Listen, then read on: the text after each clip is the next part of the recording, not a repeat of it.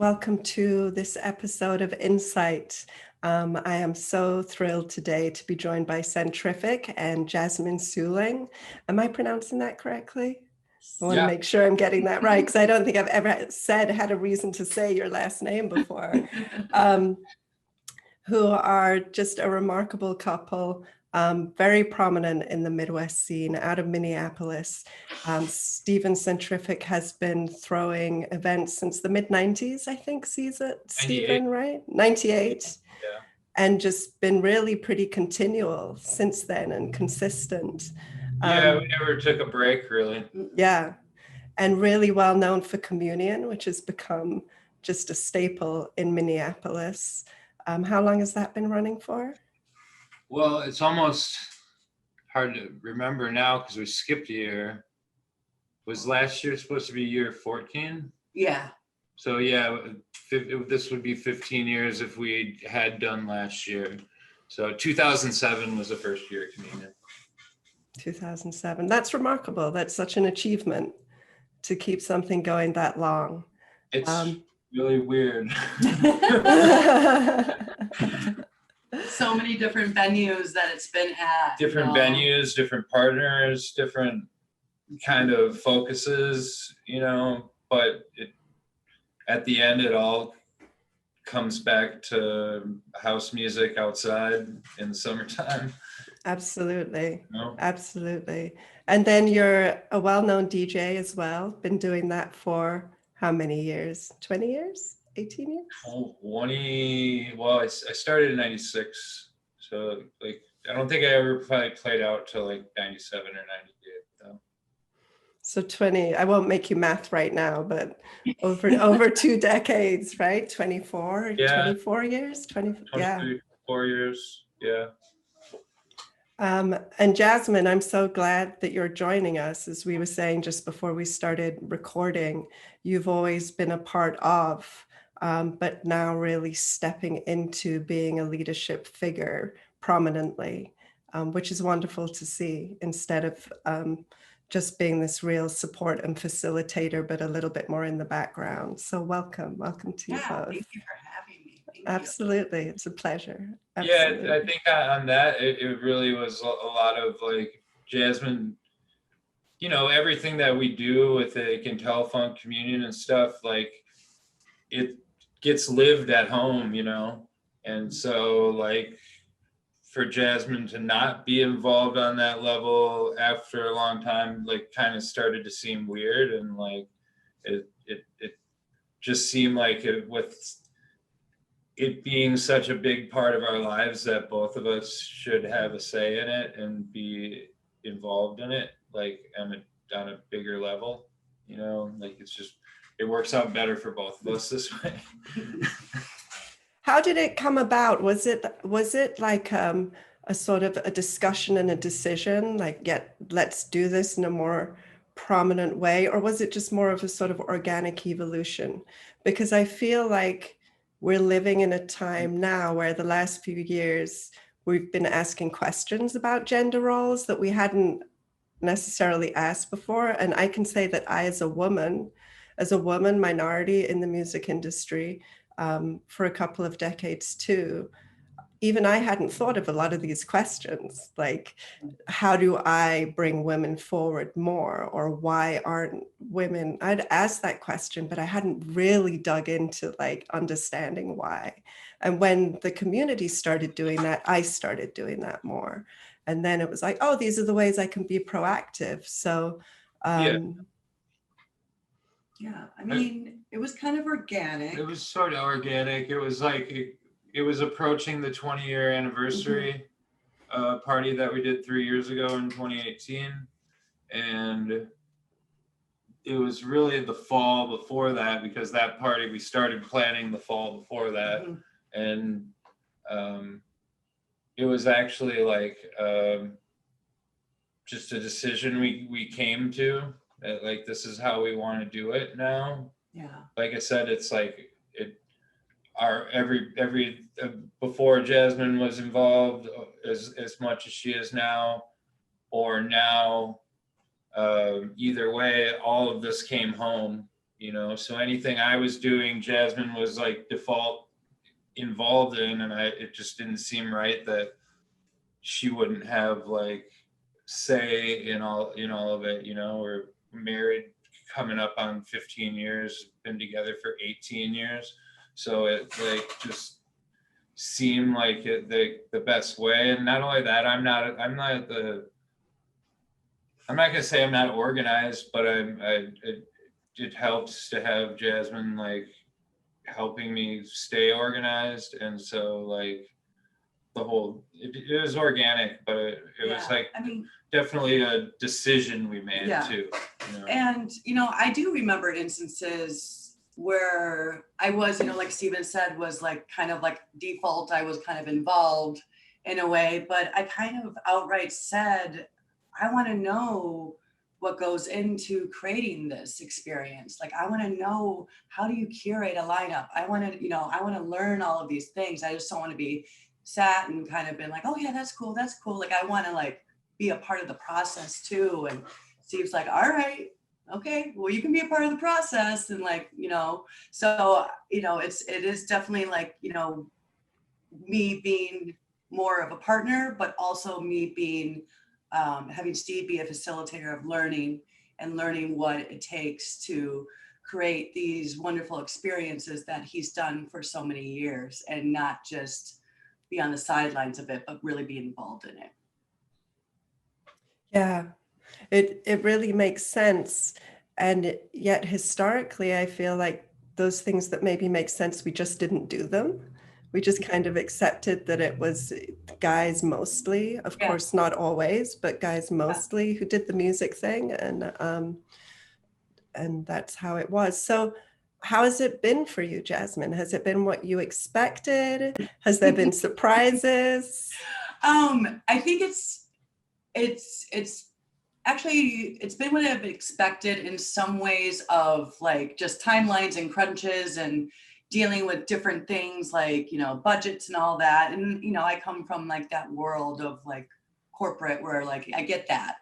I think I've had to like slow my roll a little bit when it comes to things. Like, I'm like, oh no, I know. And Steve's like, well, no, you really don't. So, you know, it's kind of like, you know, the sensei saying to the student, like, all right, like first you gotta like wax my car, and then you can like go fight, you know what I mean? Like, so it's been that too. It's not like Steve's just like, oh yeah, you know, like you're a part of this, like, you know, he's like definitely taking his time to like show me what it takes. So like I know it's not just like, oh well, you know, Jazz got that because she's married to, you know, whoever. Like I'm working in a way that I'm like an apprentice, that I'm learning, that I'm understanding. And you know, I'm a very outspoken woman, and you know, I consider myself, you know, well, I'll just leave it at that. And so sometimes I like to take charge, and it's really taught me to like ease into like, you know, just, you know, sitting and like, you know, absorbing everything, as well as, you know, not always having to like have a say, but also just sitting back and absorbing, because when I do that, that's when I learn. And that, I think, is the most important part right now in the partnership. That's powerful, Yeah. and applies to life, right? Yeah, So yeah, much. absolutely. I mean, when we started to like move into this too, I mean, the idea of like being like a husband and wife that do this, it is a little bit scary. Mhm. I mean, it's definitely like a lot to take on, like 50-50 partnership with your wife in your artistic form or whatever. But it's also like people around us were a little bit like, you sure you want to do that?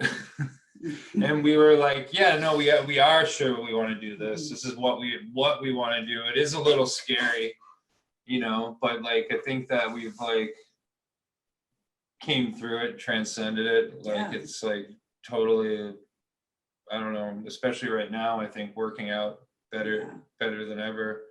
And I don't think we'd be doing the things that we're doing if it wasn't for us doing this together right now, you know. The odd part is that you know, I have a feeling that you'll ask about like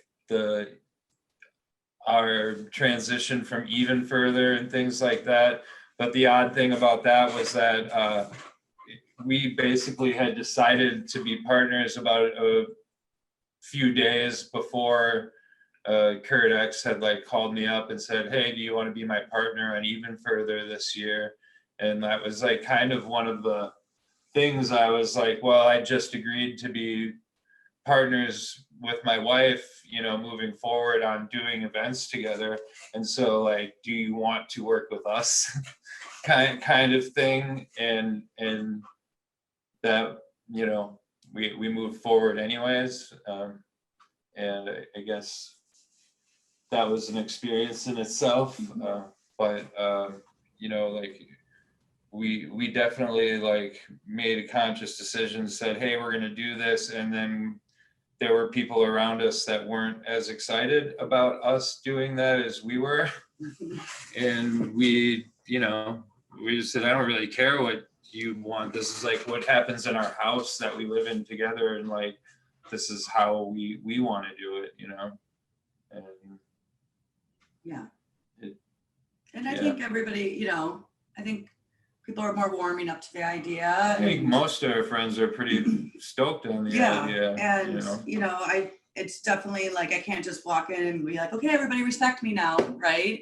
You know, it's definitely like earned respect. And it's also me stepping up as a leader and not being afraid to use my voice as a female and kind of a male dominated, you know, scene, for lack of a better description. So I don't know, so far so good. You know, there's been a couple times where I felt like I've gotten wounded a little bit and I had to like, you know, go and lick my wounds and kind of, you know, take care of myself. But then, you know, it's just kind of like get right back up into it. And I'm passionate about, you know, the scene. I'm passionate about this music. I'm passionate about the experience that people will get when they come to our parties. And so nobody can deny that or take that away from me ever. So, yeah, I think it's so far so good. Yeah, it's really exciting. Most of us around have known, you know, Steve, you in the Midwest, and the length of your relationship is a testament to your partnership, first of all, and then that partnership is a testament to, yeah, absolutely, give this a go because it can be brilliant, right? And for me, from a purely selfish point of view, we need more women promoting. It used to be like we need more women DJs, which we still do. Mm-hmm. But I think sometimes the promoter or venue owner aspect flies under the radar. Because if we have women doing that stuff, well, then we'll have more women DJs and we'll have more women like everything. And when that is incorporated, and all the other aspects of diversity as well, we'd have a far richer music scene. We just do have a richer, healthier place, like you said, scene, for lack of a better word, community, industry, all of the aspects, I think, become richer and healthier when women are involved. So kudos to both of you for doing it. And taking the challenges and the hurdles, but also it sets that example, right? Women see women doing things, or anyone from any group sees their similar likeness doing that. It's more encouraging and feels more supportive to do it yourself as well. Tell me a little bit about how Minneapolis has been this sort of fertile ground for music for you. You've been invested in it a long time. You've, I'm sure, put blood, sweat, and tears into it since the late 90s. And I know firsthand how challenging and hard and frustrating promoting in like small, big cities can be. Yeah.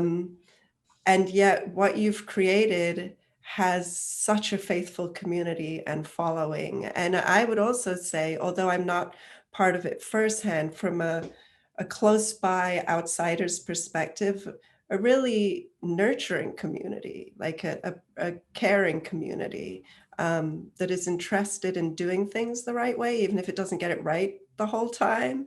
Yeah. That's just the sort of vibe I get from Minneapolis, and that it's quite music centric, which may seem obvious, but not all party scenes are music centric. They can be party centric, right? Yeah, sure. Yeah. So I was just somewhere in the middle, I'd Yeah. say. I mean, the sound is the biggest.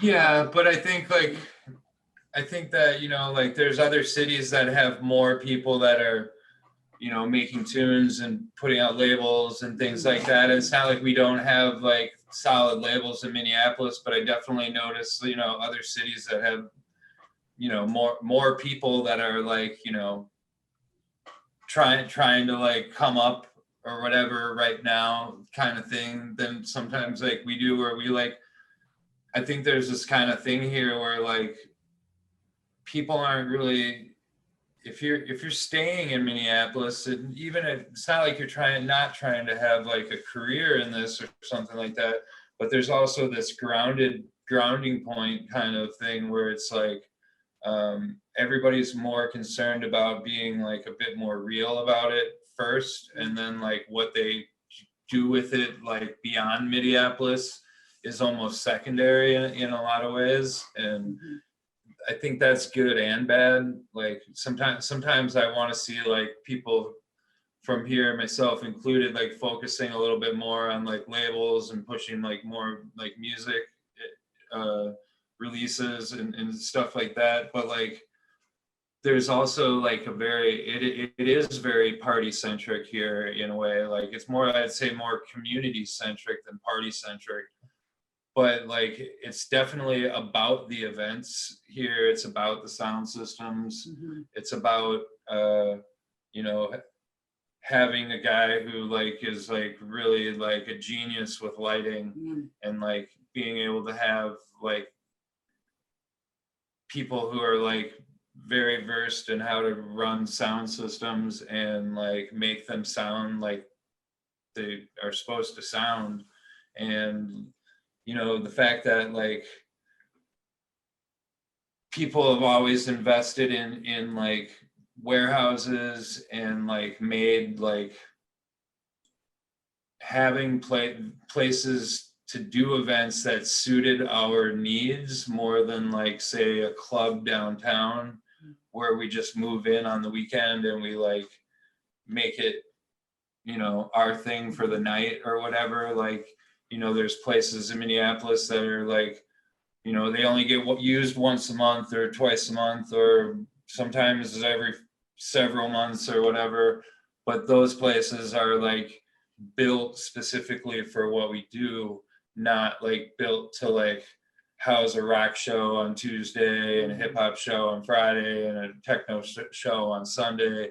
And everybody is just kind of, you know, like when you do something in a club in Minneapolis, it's like it's not set up to do what we do. And so like you have to come in, make it what you want. And like that kind of requires owning sound or having access to sound to be able to do shows that are like not just like, you know, show up and DJ on a system that doesn't shake your body or whatever, you know. And like for us, like having like earth shaking bass is like a very important thing, and like making sure that like the atmosphere that goes along with the music is like there to create a moment in time that like people like share together and like hopefully look back on as, oh, that one time, that one party, and not like just to be like blended together with like, you know, say sometimes with like say like communion, it's like a weekly thing. It can kind of all blend together a little bit, but we also try like with our like warehouse events or like, you know, the camp out or like things like that to try and like make like very special moments, you know. And like I think that's really what this stuff is about. Like for me, like I don't know, maybe I'm just like getting nostalgic about things, but I think that like creating those moments that you look back on in your life as like, man, that was like the best that thing that happened, that was the best thing, you know? And like, I have had plenty of those moments. So like trying to facilitate that for others is like kind of my life's work, you know, like it's trying to like make a euphoric or psychedelic like moment that like kind of is like life changing or like impacting in some way that you leave the thing changed, you know. And I think that that's like a lot of why like we've like shifted our focus a bit, you know, like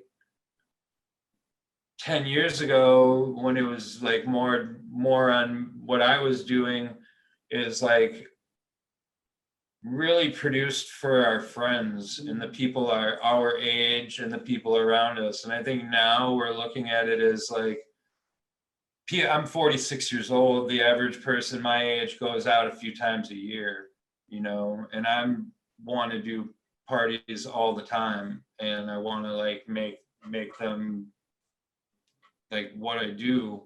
So like focusing that on like people in my age group is like kind of ridiculous, you know? And so it's more of a thing of like, at this point, like, of course we still are doing, we're like not trying to not include these people, but we're also trying to like make space for like the younger people and like show them that it's like something that they want to be involved in, or that there's room for them to be involved in, and like trying to make sure that we are like more inclusive. Like I don't think like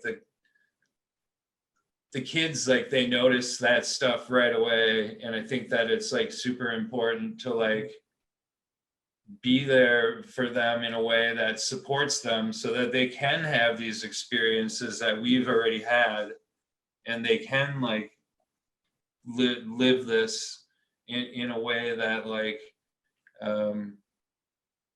makes them feel a part, and then maybe like down the road they carry the torch, Right. you know, So like then it never dies. It will always live on. and I think in a lot of ways it always has, and it changes, you know what I mean? Like sometimes I think that there's always been this like underground thing that was doing this, and like it keeps getting handed off, you know, and the music changes, the kind of people change and whatever, but the idea of like we all need each other and we all like have these experiences together, and like we move forward together from these experience. I think that that's like not like anything new, you know, but I think that for us it's something that we're refining the like way that we want to do it. In these last few years, we did make a push to be more inclusive. And the thing is, at the end of the day, Minneapolis, like there's been always a lot of talk in the last several years about like how white the Minneapolis like techno scene is and stuff. And like, it's kind of like mostly always been that way. And the thing is, you're talking about a city that's 80% white people, you know? So like that's going to be an uphill battle that you're dealing with already, if that, you know? And so how do you, sorry to jump in here, but I want to hone in a little bit on that. How do you, as a white couple in a white city, promoting music that American origins, at least, were from Black Detroit, and then house music, Black Chicago, gay communities. How do you tackle that? How do you address that? Well, I think that the thing is just like when I started like trying to like figure out inclusivity, you know, there was a couple people who like had pointed out like, oh, your lineups are all white. And even then I was like looking at our lineups and being like, well, our lineups actually have not just white people, but you're not wrong. Okay. But at that same time, where I would look into the crowd, and it was like the crowd is all white. You know what I mean? So it was like, okay, like can we make a difference on that? Or like, you know, because I'll be really frank here in that I've always had like in this city BIPOC friends that were DJs, but specifically not techno, you know, like it was just not like an interest really. But there was a, you know, post like, because my first parties were like at the end of the rave days, 98, 99, 2000.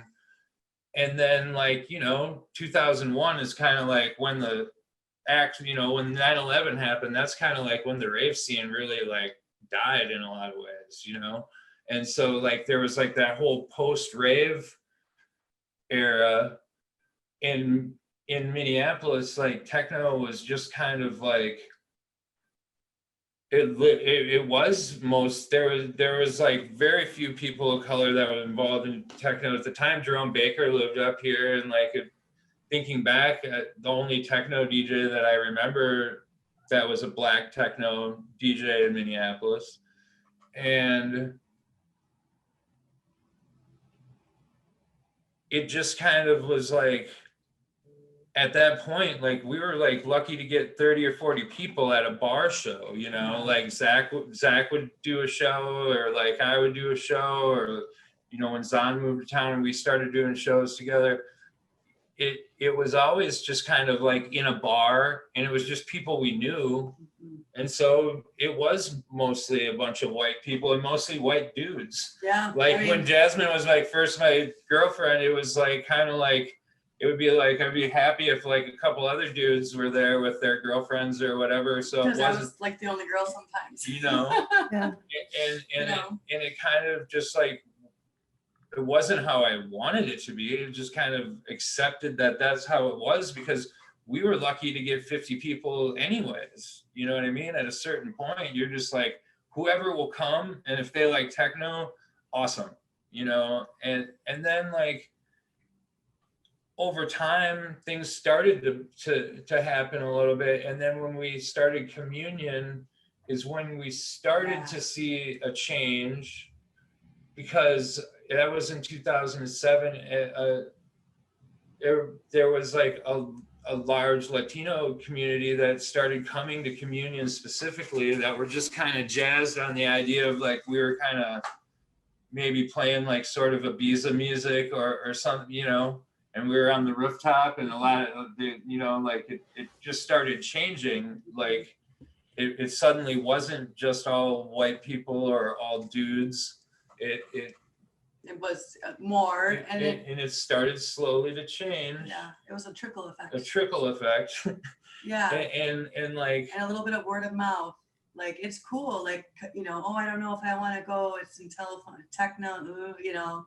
And they're like, no, you have to come. And once people started coming from all aspects, not just, you know, the white guys, you know, the women started coming, and then the Latinos, and then, you know, the gays, everybody started coming in, and it would just, I mean, it wasn't anywhere near that smooth or that quick. Well, no, like it was very, very like, I felt like it was like organic in that sense. I'll just say that like the last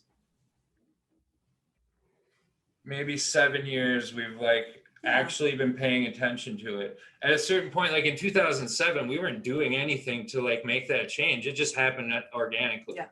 And like, I think that change like really like stayed with us this whole time. But at like a certain point, when the younger generation started coming in, like 7 or 8 years ago, I was called out a couple times for like, you know, only booking white people or whatever it was. And I like always, for me,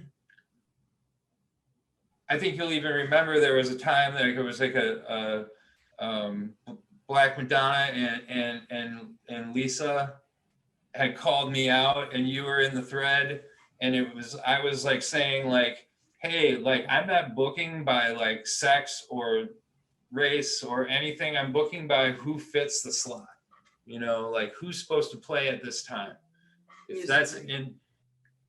So when I got kind of called out for saying that at that point, like I still feel like that either way. Like I still feel like I'm looking for the right person to fit the slot. And if that person's a white dude, they're gonna go in that slot. That's what's going to happen. But thinking about it like before you get to that point, so that you're cultivating like a bit of like the idea that you are open and you are looking for other people than that to have an opportunity. But I don't think that that just happens like organically, like quickly like that. And you can fall into like tokenizing like really easily. And I'm not into that. So I don't want to be that guy. And so it took a while to like start to like build things to like not being all white straight people. And you know, it took a lot of like putting ourselves like kind of on the line and like saying like things like I said there, and like getting called out for it and being willing to like learn from it. I think To that's like so to like key. move forward. And like I Yeah. learned a lot like back then that like when somebody calls you out, you don't like get defensive about it. You like pretty much thank them for calling you out, and you put their like, And you learn from but it. then you still go on and you do what you're supposed to be doing either way. Like Right. I'm not going to veer from my path, but I'm going to let that call out affect my thoughts on how I can move forward and do it a little bit differently. And so like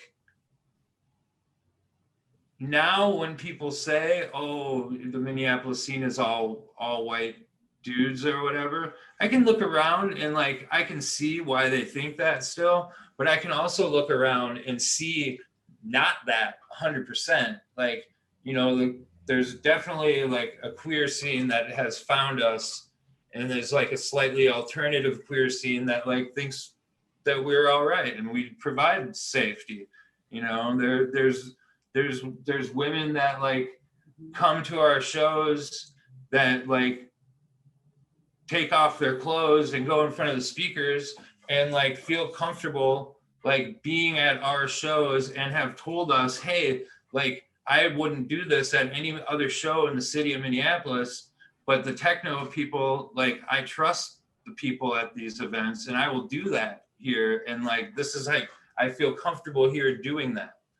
And like when you're like, that's what we're trying to do, is make people feel comfortable enough to be themselves and not feel like there's a peanut gallery. Yeah. You know, like Yeah. that's been a problem here. Like,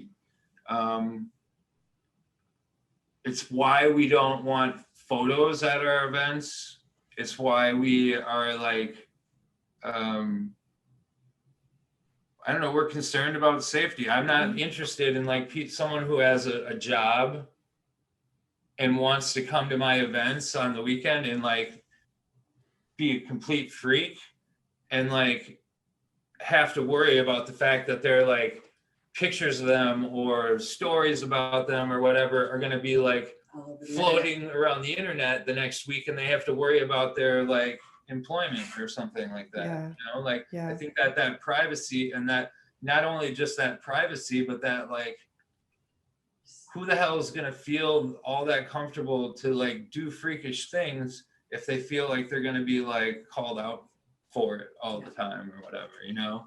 And I think that we all like, it's kind of a Midwest trait to like kind of be like kind of snickering in the corner, like, oh God, look at that, you know, or look at those folks, or like whatever. And like, it's something that I like really like,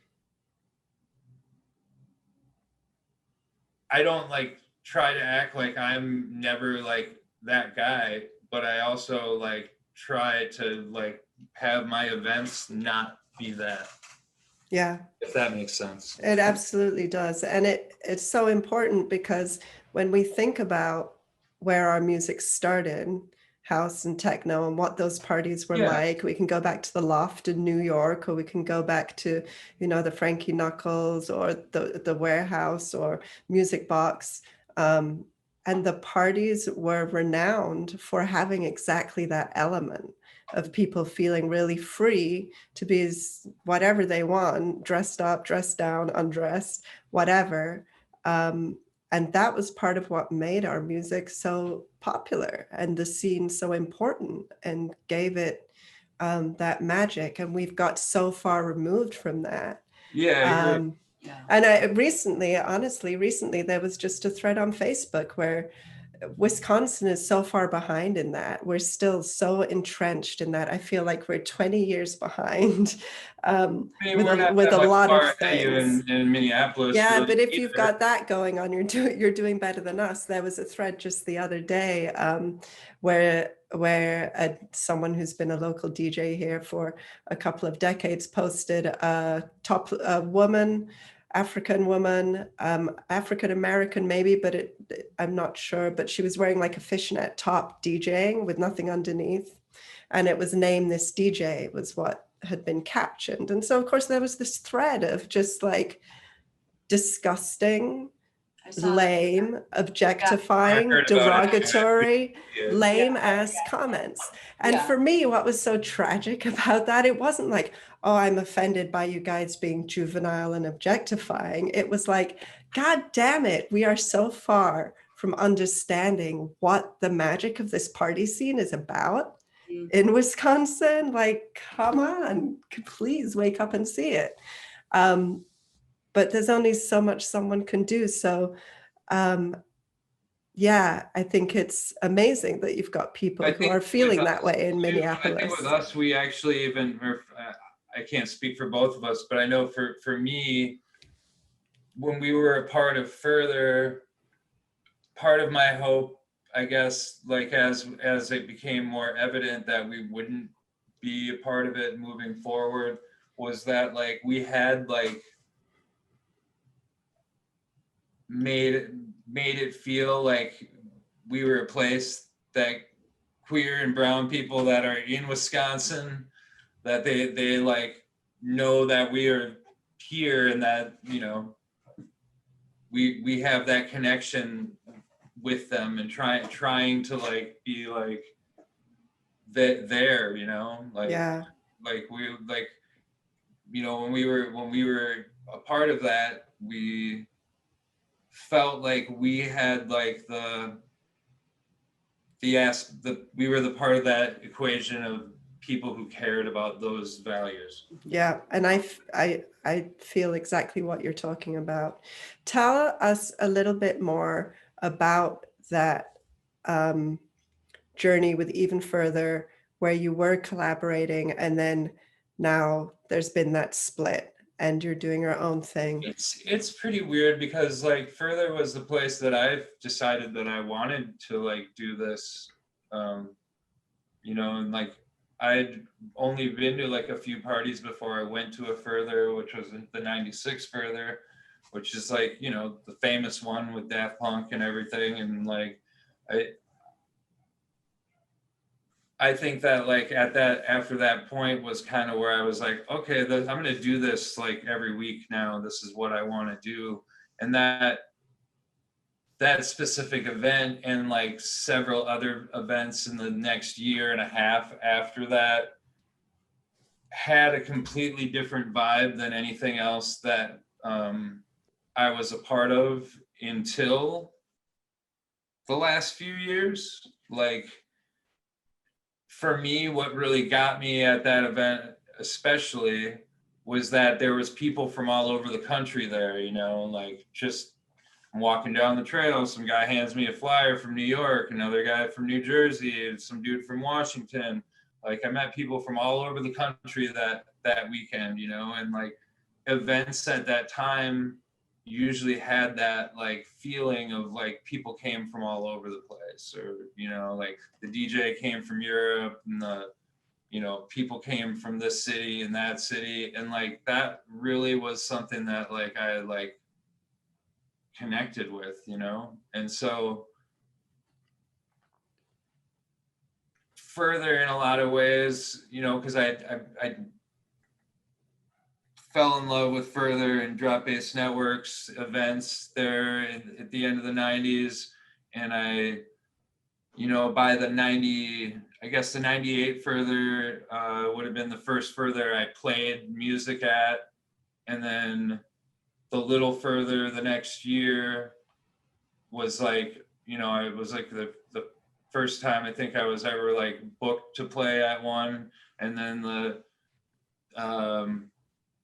next year after that, there was 2 years in a row where I did a stage at Even Further. So it was like, you know, it was like definitely like a big part of my like grooming as a DJ and a promoter and like someone who brings sound systems places or whatever. And then, you know, it stopped after that, you know. And then Kurt had bought his farm, and we were doing like his yearly party out there. Like I would end up being like pretty much from year one, I was like the DJ who kind of ended the night and played like kind of a long set. And I did that every year from, you know, 2005 all the way up until a couple, you know, whatever that was a couple years ago, 2019. Yeah. And I like, in a lot of ways, I like found myself as a DJ through those experiences. But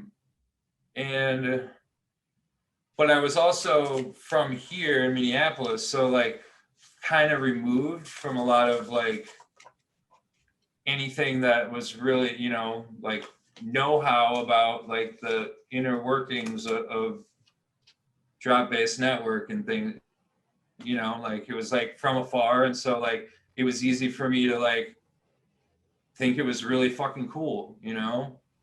And when it was moving towards like further like happening again, like I know that everybody was in Kurt's ear to like make Furthur happen again, but like I was definitely like in his ear like all the time pushing it, you know?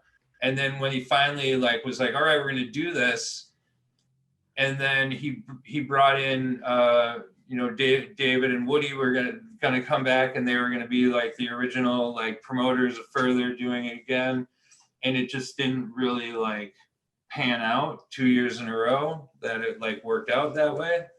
And I ended up being involved in sort of like, especially the second year, picking up a lot of the like slack that was being left behind, you know, by their like stuff in their relationships or whatever.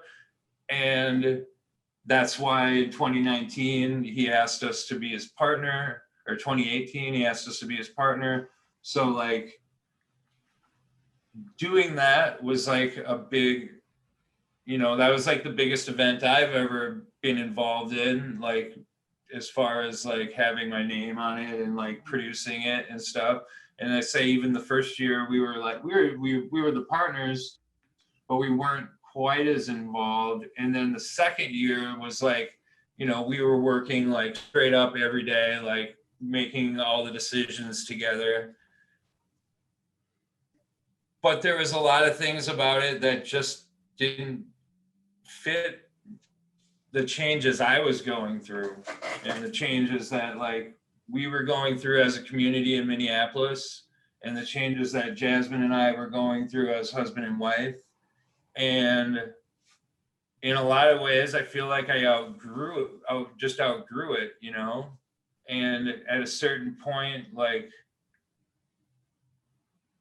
I mean, there's like, I don't want to talk about like all the like dramas and all these things. There's a thing where I still really do respect Kurt. Like he's an organizational genius.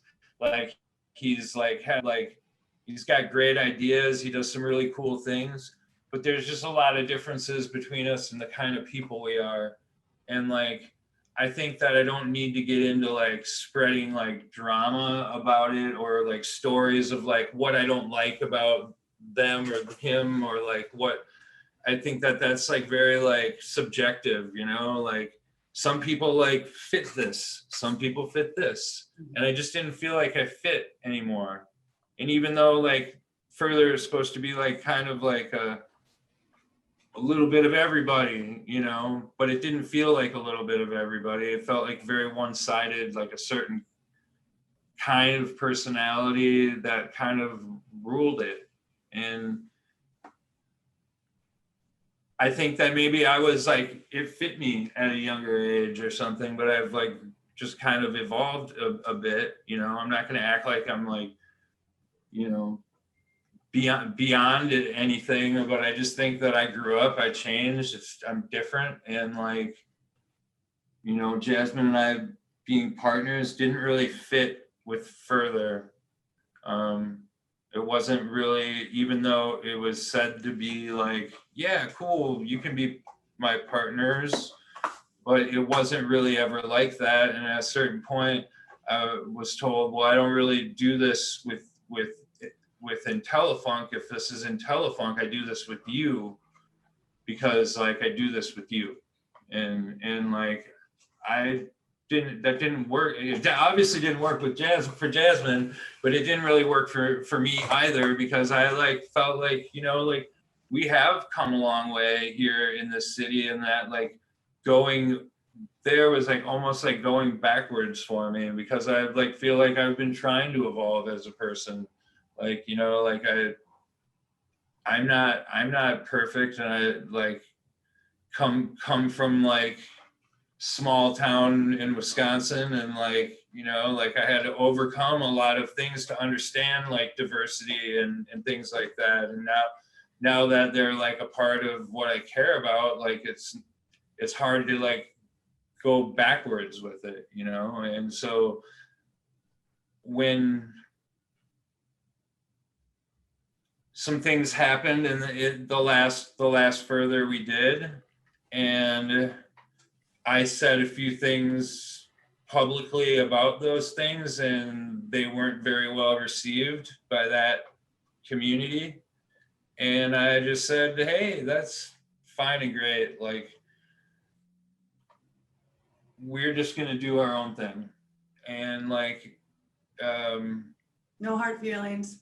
Like, yeah, we even had a meeting that was like a nice meeting. Yeah. Like, yep, I just don't know if this is right for us anymore, you know? And we didn't like at that point just take it away. Like, we were like, we need to think about this for a little bit longer. But we were at the time supposed to do the New Year's party. And we were like, I think at this point, like pulling back and just doing us for New Year's is going to be what we need to like decide what we want to do. And, you know, Dustin Zahn has been my other partner for years, and our partners, you know, like since Jasmine jumped in on the 20-year.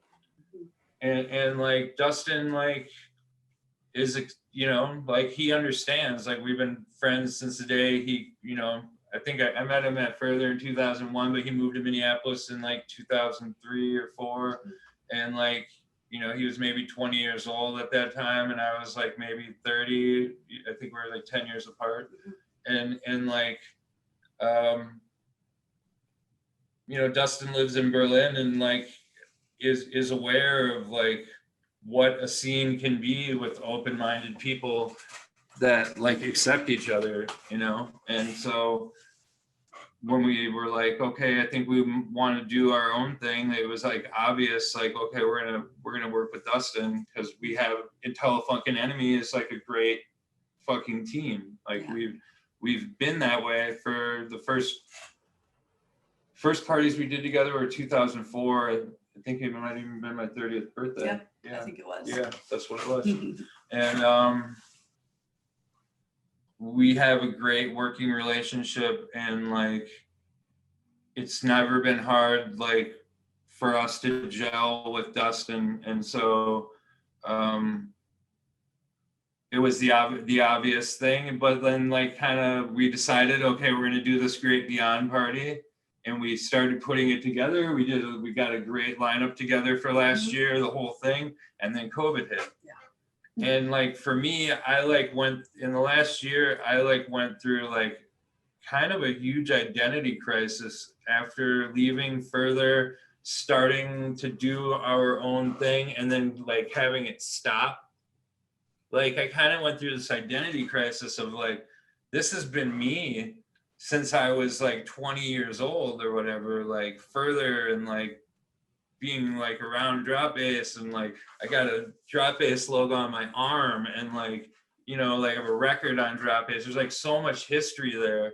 And so but I like felt like it was like shedding a skin, you know, like in this last year it was like kind of like molting and my skin hurt.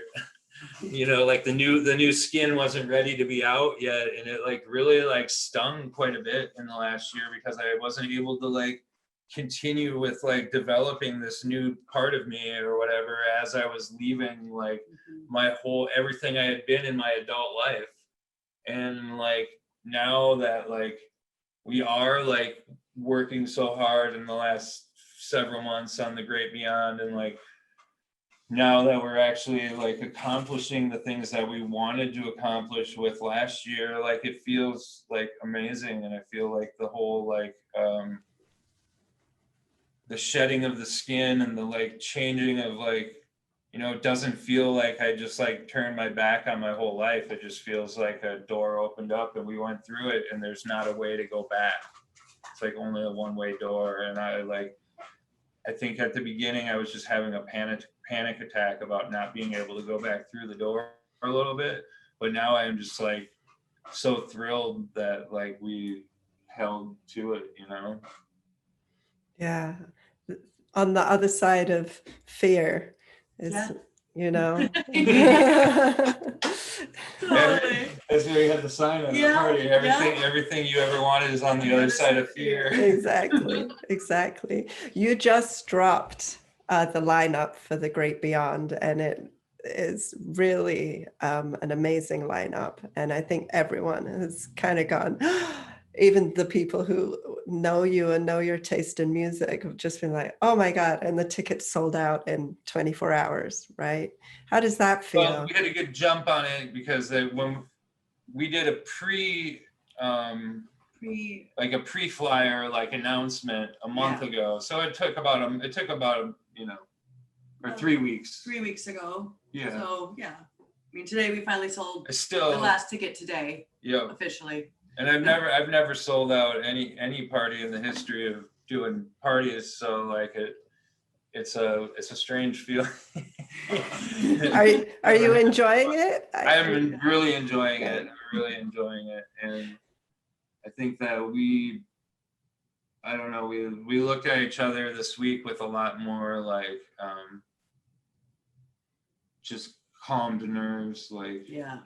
I mean, I know it's gonna ramp up again, you know. Right. It's like, of course. You know, I feel like as this ebbs and flows, you know, if we can get through, you know, each of them, the next time it happens again, it's going to be easier to get through it and easier to get through it and easier to get through it. And, you know, we're really lucky as well to have a really great crew of people behind us. And, you know, our crew has definitely evolved over the years. And, you know, I've really tried to, you know, and Stephen have tried to create inclusivity and, you know, and also having women in roles where before it was like, you know, we'd be at the merch booth, and that's so cool because I love the merch booth. Like I love slanging teas and everything. I've seen you slanging teas. You're really good at it. yeah, I love it. But you know, like Holland speakers or wrapping cable, or you know, doing some of those things like that. Working the door more, you know, just like those things. And we have like, you know, 9 women on the crew now, and it feels really great. And you know, there's a new energy, which is exciting. And in a way, Steve and I are trying to like, you know, it's almost overwhelming, but you know, we don't want to lose that energy. And I don't know, it's brand new. You know, and like it's still not like perfect. We were even like called out by a friend like recently for not having many BIPOC on our crew. And I mean, I guess we're at like, I guess there's maybe four non-white folks in our crew of like 20 people, which, you know, I guess like at the end of the day, like when you're in a position of like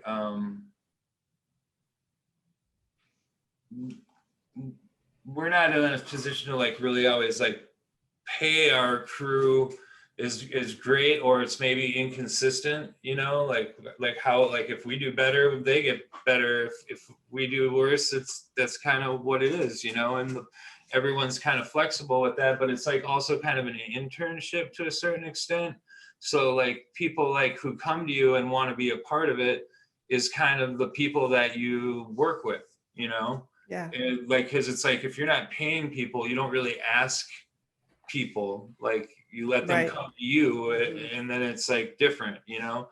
And so like, I have been thinking about that dynamic and like what that means to try to be more inclusive to more BIPOC and try to like, at least let people know that that option is there, Yeah. you know? But Yeah. also like, I think one of the other things I've shifted to is that, you know, what we are as a team or what we are as a city or whatever is not like defined by like what you see. It's also defined by like our intentions and like where we're at with things. And like, you know, like we've like specifically like, I don't want to be like a Facebook activist, like where I need to like say and get in the middle of things and do things all the time. I don't want that to be like, I get it, people learn from that, but like at the end of the day, like I think the things you do in your everyday life are a lot more like what like plants seeds for change in the future, you know, like trying like we like trying to find ways to share equity of like, you know, like I've been a DJ for 20 some years and I've been a promoter for 20 some years, and like if there's a young BIPOC kid that's like coming into the scene and they're like getting their feet wet with these things and they have like something if I have something that they can learn from or they want to be a part of or whatever, finding ways to like share that equity of like what I've been able to gain, so that like it's like I think that those things like go a lot further than like, you know, trying to make sure that like every face is represented or like, because you know, at the end of the day, it's still, like I said, it's still about who plays psychedelic techno music for me, you know, like that's our main thing, like, you know, Yeah. like that's not like really like a huge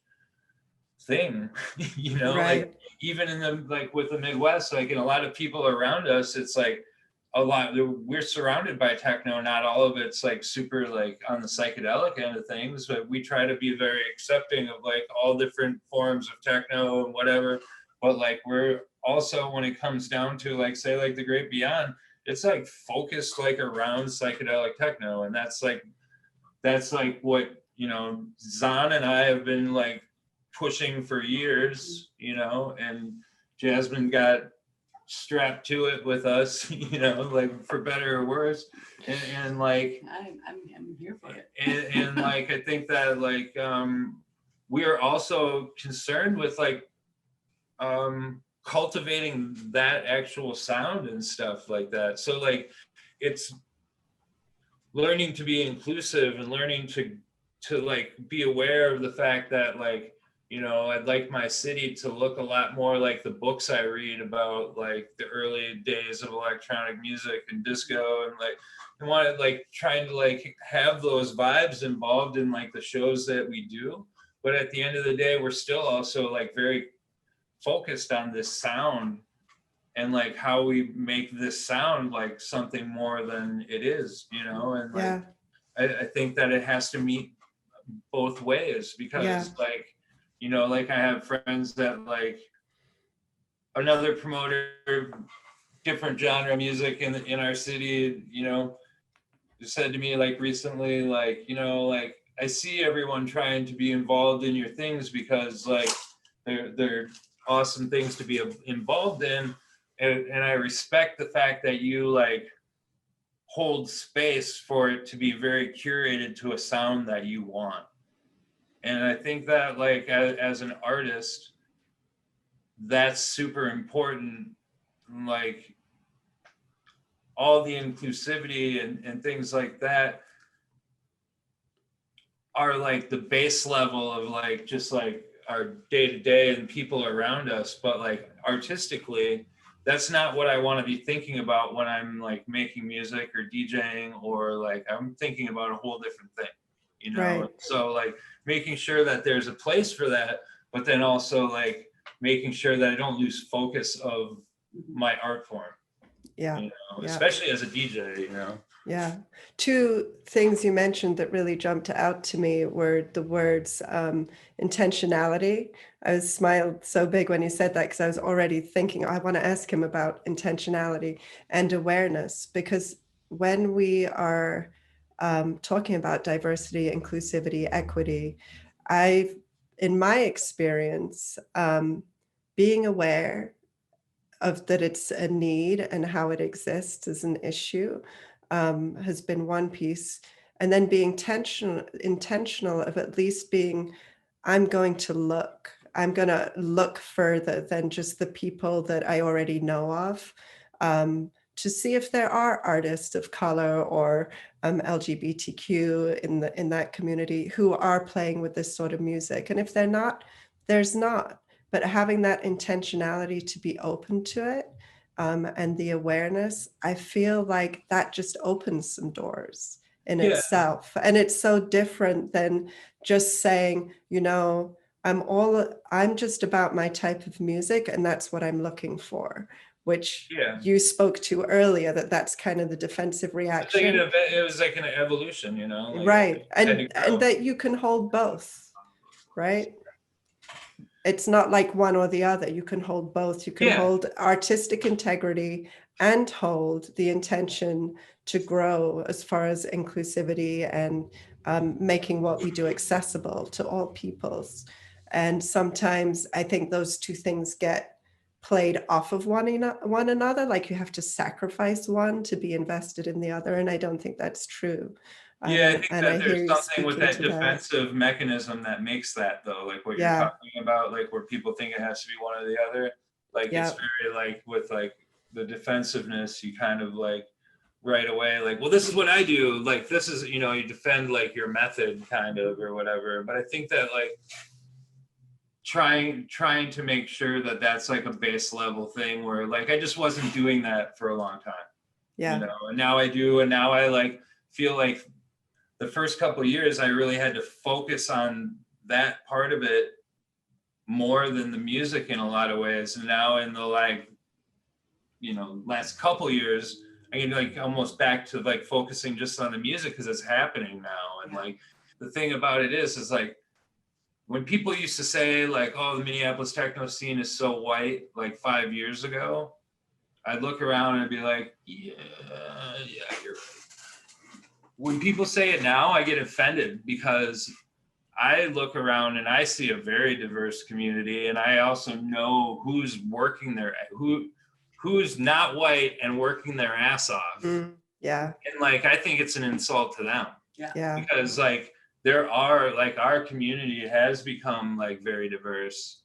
And like, you know, that last summer at Communion that you were talking about, there was more than a couple times where Jasmine and I were like in front of the speakers and like, because Jasmine can't even come like every week to Communion because, you know, Miles and like work and like everything else. So like maybe Jasmine comes like every third week or something. And like, I just remember there was like one Sunday where I was like, hey, this is something I've been thinking about lately. Like, come here. And like we went to in front of the speakers and it was like turn around and we looked at the crowd and we were like, isn't that just like super beautiful? Like we were like see transgender people and people from like all over, like different not just races, but like people of different nationalities from all over the country or all over the world, like in our community. And like, you know, like very outwardly queer people that weren't like hanging out with us like 5 years ago. And like all of this stuff where they just like all seemed like to feel at home at our events, you know. And even like classes of people too, you know what I mean? You know, it just like our one friend that we were saying that like shows up like the place is Berghain or whatever and like comes up like kind of takes off her like clothing is very like stylish and minimal and like it's like I don't think 5 or 6 years ago in our community that anyone would have felt like, oh, like cool doing that. But like, I think with like the like fact that we've put so much intention into making it like that sort of like accepting open place, maybe the people who've been around for a long time and remember how it was and remember us fumbling things, like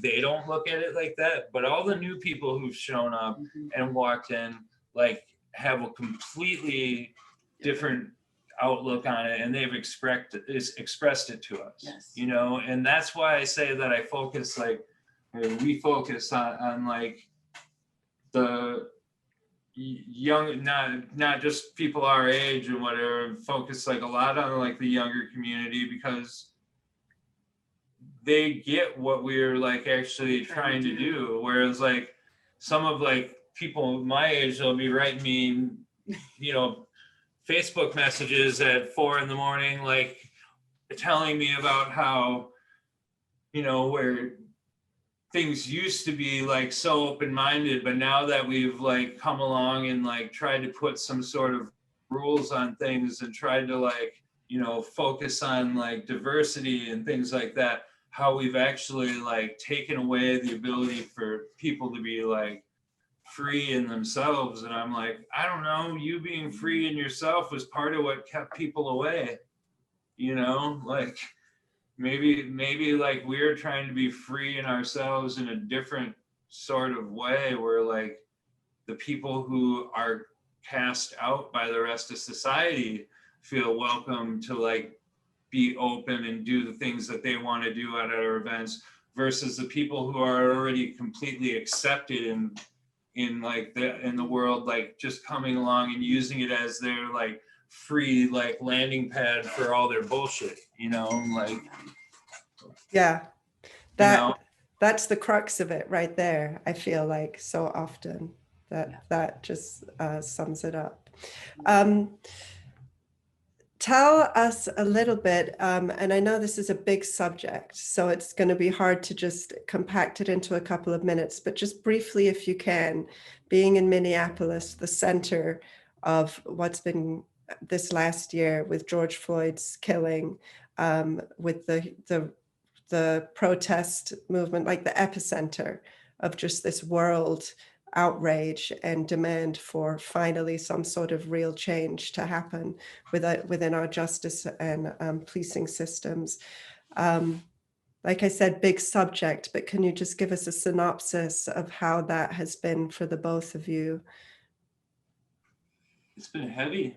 Yeah, I mean, really heavy from day one, from the first day, you know. Not even just as, you know, being a part of the community, right, and our friends and our peers, but also being parents and, you know, with an 11-year-old and lots of questions, and explaining those good answers, and then like reaching inside of yourself to like, do you know the answers and what are your answers, and you know, how much growth do you need, do I need to like make, you know?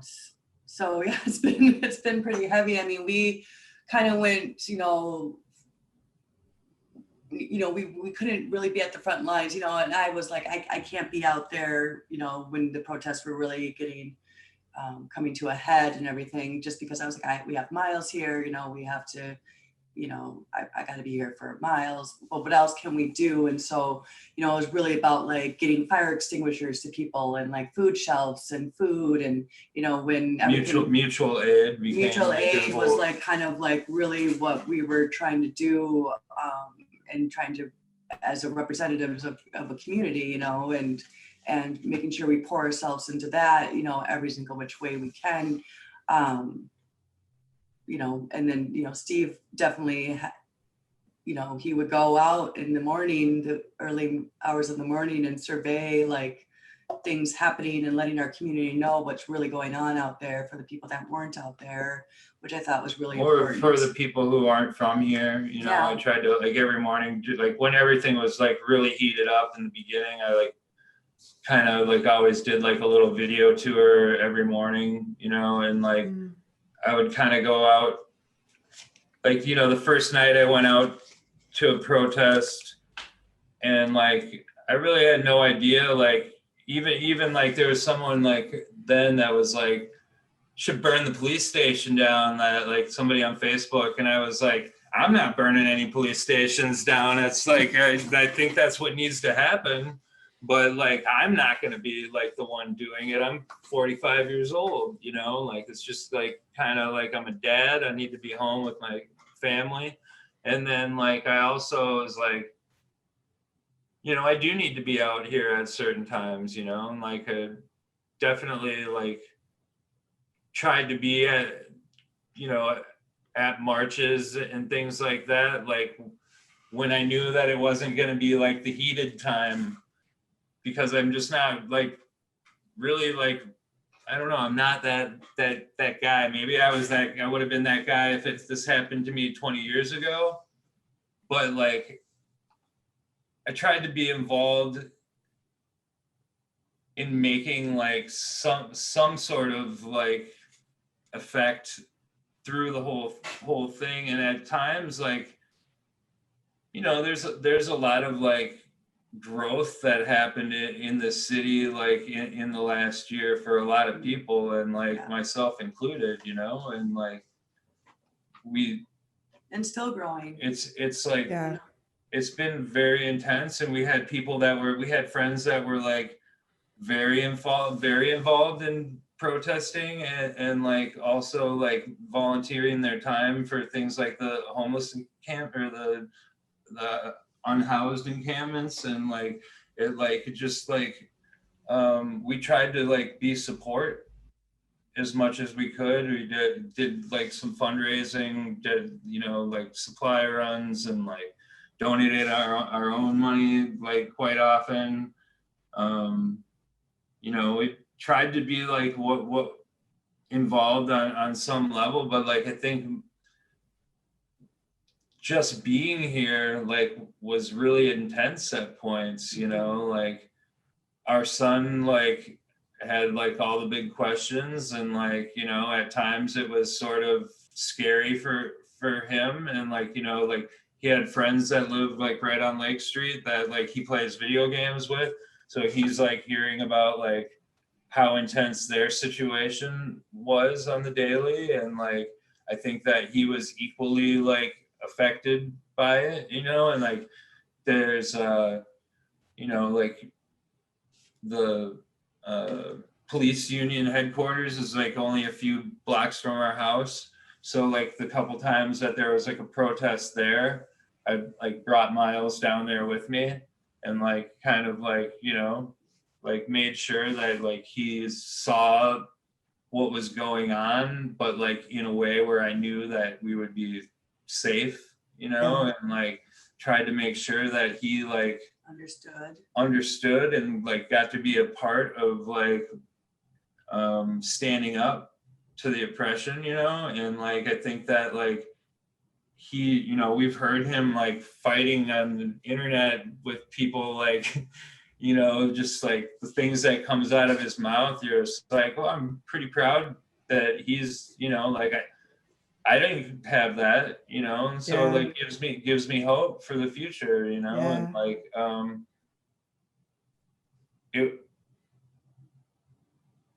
I think it like really has been very tense here in the city in like the last year, and like the tension like during the Chauvin trial a few weeks ago was like, I hope they do the right thing, because like, you know, as much as I want to see a revolution and all this, like I'm not really like wanting to see my city burn any more than it has. Like I think if people aren't gonna like get it, and that's what like that's where it goes, like then I guess like it's a cost of change, you know. But at the same time, like it's not like you want to see like things like completely destroyed or whatever. So like it's like watching, you know, watching every minute of the trial, especially that last like week or two, just like kind of just biting your nails, you know, and just hoping that like they did the right thing.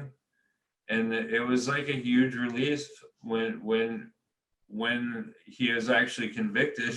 I mean, You the know, city, like you could feel the city. you just go. feel the tension, like everybody just went downtown or went to George Floyd Square like immediately, and it was like there was like, celebration. you know, it was like I didn't want to like was just think about it as a celebration, Well, no, even yeah, though it I was mean just it like definitely was. Yeah, but it was. I didn't want to think about it as that as much as just like a ease for a minute, you know, like Yeah. it's we all know like the work's not done, you know, but like it was just nice to see that like, you know, some of like all the devastation in our city in the last year like was part of like that like actual conviction. I know it was, you know, like we know that like him being charged and actually like being held accountable was like definitely influenced by the things that happened here, you know, and like so as much as like I'm sitting here saying like, you know, I'm not necessarily trying to be like on the street activist. I know the power of that, and that at times that like that really is what it takes to make change, you know, and like I think it was like completely beautiful to see like the young people. I was really proud of the young people who like made all this change happen, you know, and we're just like at the end of the day, like it's only a small step forward, but it's a step forward, and you got to like celebrate the little victories a little bit, you know, and like, you know, I was just downtown today.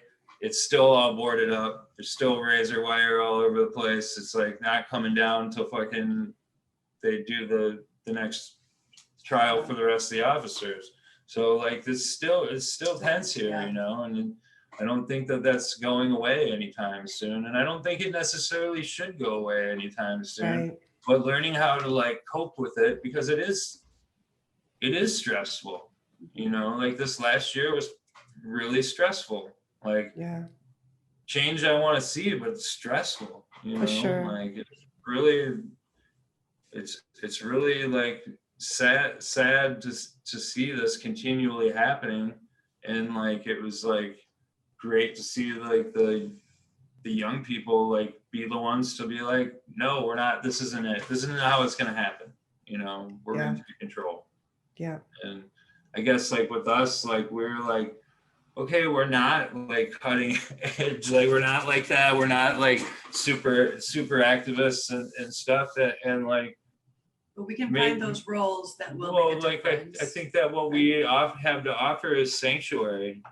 Like I think that like it's kind of the same thing. Remember that old like Derek Carter like blur, like little blip on that, like I don't remember what the name of that Modulations movie or whatever it was, and it was like Derek Carter, they just had like a short little blip of him, and he was like, you know, this is like blue collar music, and like, you know, people are like working in the factory all week, and they hate their life and they hate their job, and then at the end of the week they go out and they like go to the club and they like escape all that, and they like for those 2 hours or that 4 hours or whatever, they're like transcend all the bullshit of their week, and it makes it like worth going back. Well, I feel like the same thing with like the activism and stuff like that. I feel like people who are like out on the streets, like basically like actually fighting a war, still need like a sanctuary, you know, and like we're still here to like be that sanctuary when the time comes, you know, and like it's kind of like we're try to make space for it, you know, and yeah, I guess I don't know. It's been a crazy year. Yeah, and then just throw a pandemic on it. So yeah, Right. Yeah. having way too much time on our hands, you know, like Yeah. no jobs, no parties, no, you know, so. Leave us with just a quick rundown, obviously not all of them, but some of the headliners from the great beyond. Carl Craig, Volvox, Dustin Zahn, obviously. Aurora Halal. She's like known for the Sustained Release Festival in New York. Very like psychedelic, which is like up our alley, and tennis.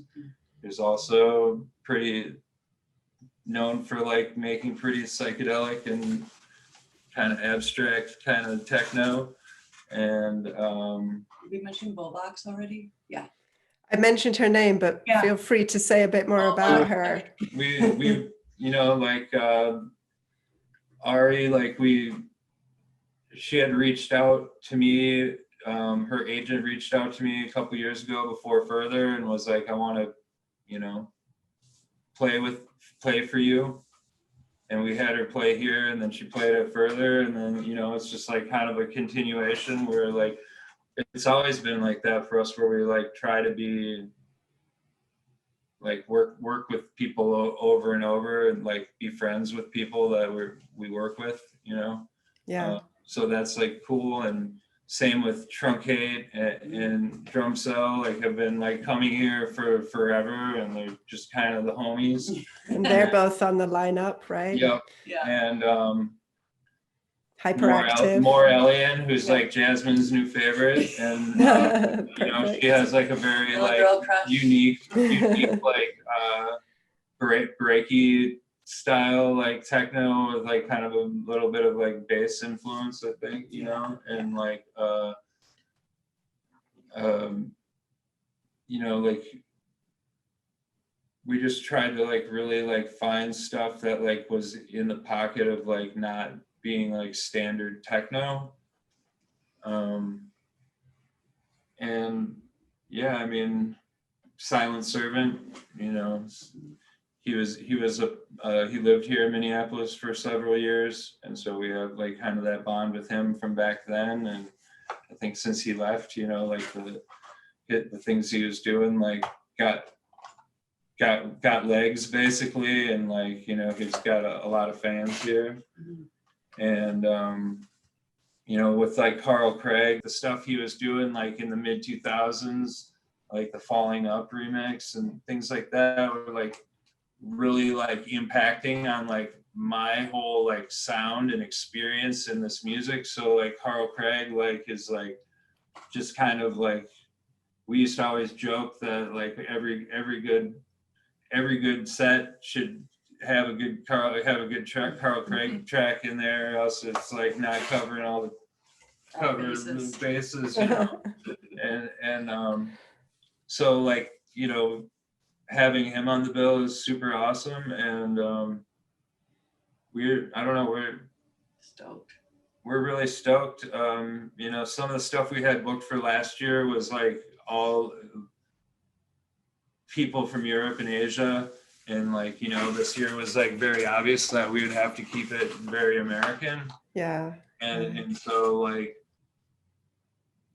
I'm really, really happy with how we were actually able to like curate a lineup that like leans fairly hard towards the psychedelic stuff, but having to only like book Americans. Like I was like really happy that things kind of like panned out how they did. Like we really like Patrick Russell from Bunker in New York, and like he's coming out. Hyperactive is gonna end the whole party for three hours on Sunday night, and like Awesome. that's like, you know, JoJo is like, he's kind of like a big inspiration for all of us. I mean, I think he was my first favorite DJ. I think Apollo was my first favorite DJ, but then when I actually started to branch out of Minneapolis, I was like, Hyperactive, like always was like, that guy is so good. Like, just love that guy. And he played our last party that we threw before the lockdown. That's true too. Oh, wow. Yeah, it was my 40th, and I was like, I'm gonna have JoJo. And I think, you know, times like people like, a lot of people think of Hyperactive as like just hard techno or whatever, but I've seen him like play like just the most like spacey, like diverse sets that just like take you on like strange tangents and stuff. And like that's, you know, that's what I think of when I think of JoJo. So like pretty, I think there was like, we just all agreed that like that was like the person who needed to end the weekend. And you know, I'm trying to think if there's anybody that were kind of Ryan Maloney. He's from Detroit. Well, I think he's from Kansas City, but he lives in Detroit. And I've only caught him once, but it was like really one of the best live PAs I've heard in a couple years. And so yeah, we're pretty happy with everything with that. Yeah. How many DJs do you have total? Do you have any idea? Ish, ballpark? Yeah, I know, it's so many. It's A lot.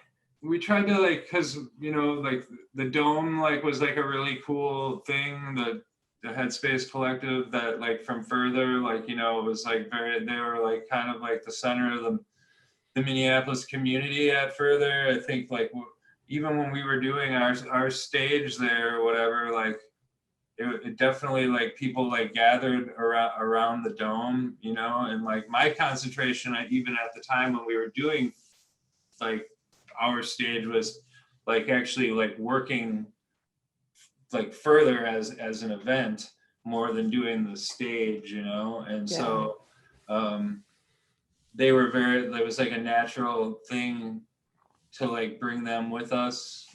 And I think that like the other stage, we just tried to like involve like as many people that we like are friends with from around the Midwest and also like around the country. Like we floated the idea that like, you know, if you remember like with like the DIY stages, like at Furthur, it's like you got like some of the people get in on their DJing, you know, like a ticket, and some people like don't. Some people just pay to get in and come and play.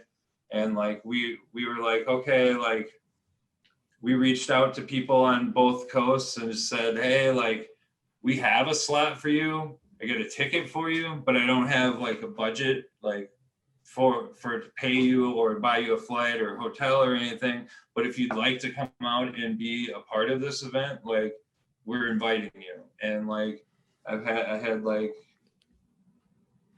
at least 15 people, like, you know, and a bunch of them were from like the West Coast, and like that were like, yeah, we want to do that, you know. That's amazing. Bought their tickets right away, and like we're really excited to have all of them out, and like, you know, some like Corey Simpson from Seattle, who's like was my neighbor at college at MCAD here in Minneapolis. Like he was from Iowa, I was from Wisconsin. We met at MCAD.